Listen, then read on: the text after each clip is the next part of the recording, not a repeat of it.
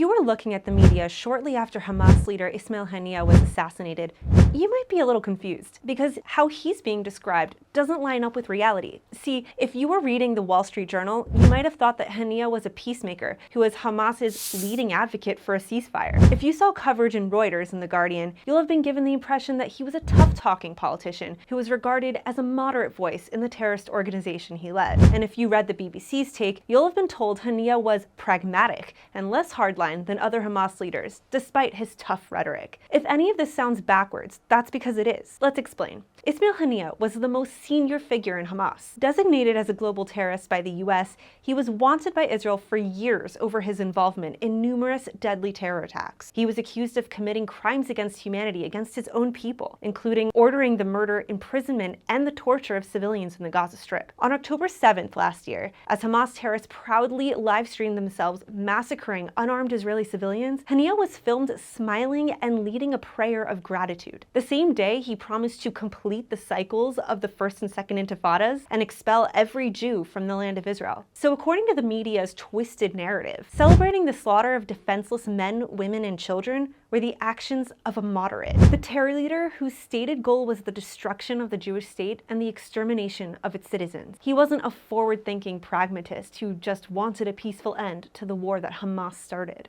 So who was Ismail Haniyeh? He wasn't a diplomat or a moderate or the acceptable face of Hamas. Keep in mind, he was a terrorist who advocated for the deaths of millions of Israelis, and he didn't want peace.